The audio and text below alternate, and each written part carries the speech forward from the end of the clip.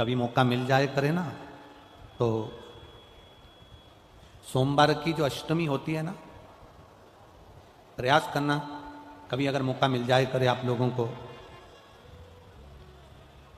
सोमवार की जो अष्टमी होती है, जिस लड़का लड़की का विवाह नहीं होता, जिसका मंगल पाणी ग्रहण संस्कार नहीं होता, वो जो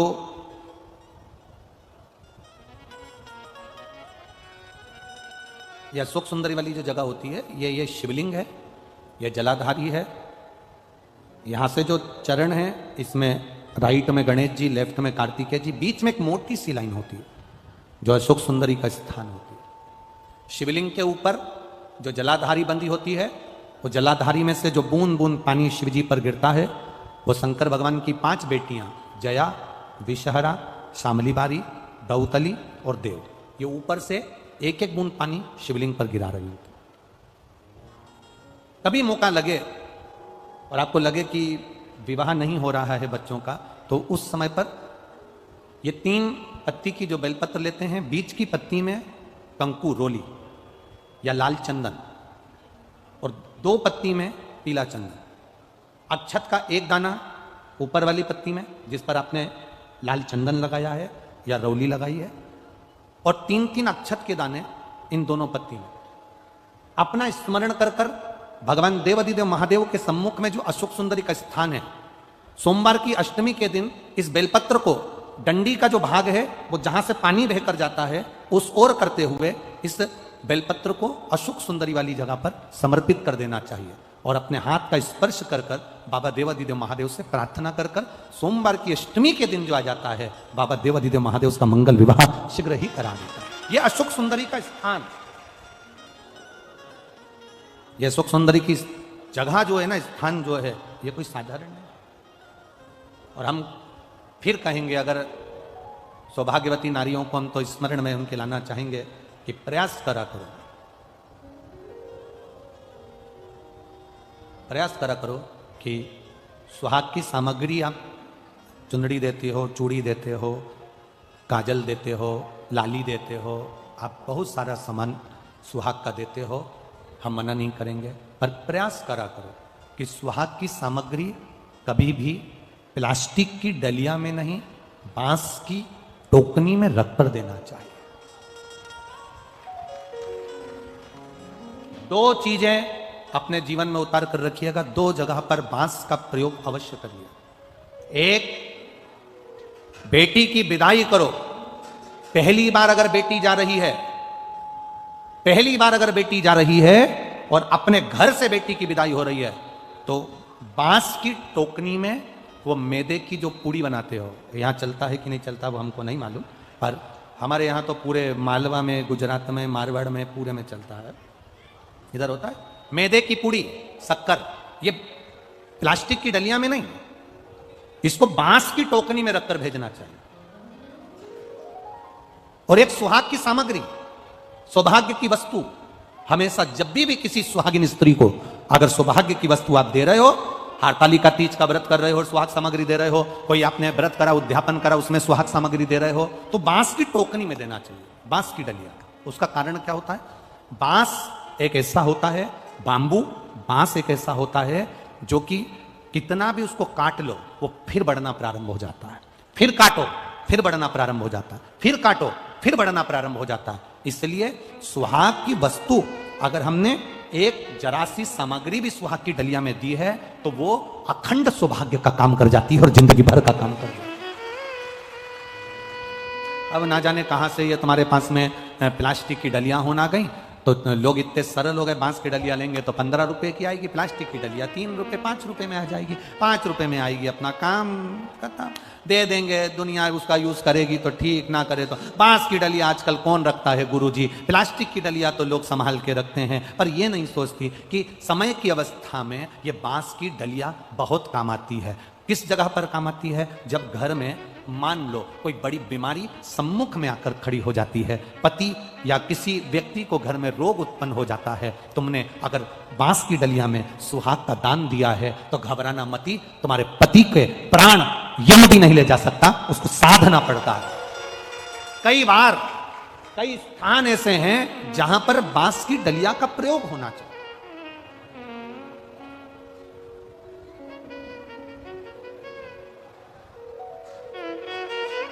ये आजकल तो राजनीति के चलते हुए, आजकल ये राजनीति के चलते हुए लोगों ने अलग अलग समाज को बांट दिया कि ये कुम्हार है, ये वंशकार हैं, ये हैं, वो हैं। पर शिव महापुराण की कथा कहती है एक एक हमारा सनातन धर्म का एक एक हिंदू भाई, हमारे सनातन धर्म का एक एक व्यक्ति जिस जिस कार्य को छोटे से छोटा व्यक्ति करता है उस कार्य की कीमत भी हमारे यहां अंतिम समय तक, शुरू से लेकर आखिरी तक उसका प्रयोग होता है। शुरू से अखंडता दीजिए, अखंड। मेरी माताओं से एक निवेदन हमेशा रहा है, आज फिर निवेदन करेंगे। तुम मांग में सिंदूर भरो, मांग में जब सिंदूर भरते हो तो एक बात अपने अंदर उतार कर रखना, तुम्हारे तैयार होने का जो कक्ष है, तुम्हारे श्रृंगार का जो कमरा है, तुम्हारे तैयार होने की जो जगह है, वहां पर लकड़ी का सिंदूरा जरूर रखा करो, प्लास्टिक का सिंदूरा मत रखो। सिंदूरा जानते हो आप लोग? अरे बोलो तो जम के, जानते हो? जिसमें लकड़ी के सिंदूरे में सिंदूर भरा हुआ, कुंकू उसमें भरा हुआ, लकड़ी के सिंदूर,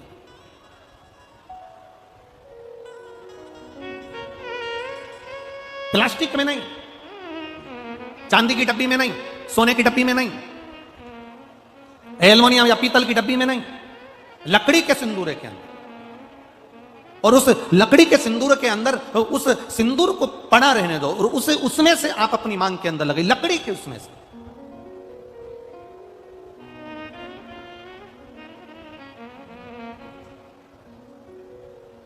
उसका एक भाव आपके यहां जब ब्राह्मण देवता शादी के समय पर मांग भरवाते होंगे, लड़के से कहते होंगे कि ये लड़की की मांग भरो, उस समय पर लकड़ी के सिंदूरे का महत्व ब्राह्मण देवता अपनी पोथी में से पढ़कर बताते होंगे कि लकड़ी का सिंदूरा क्या महत्व रखता है।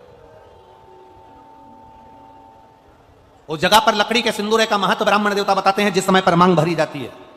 और मांग भरते समय ब्राह्मण देवता लकड़ी के सिंदूरे का महत्व बताते हैं कि पंचदेव, पंचायत, पंचदेव भगवान विष्णु, मां दुर्गा, गणेश जी, सूर्य नारायण और भगवान शंकर। कितने देव? जम के बोलिए जरा। पंचदेव।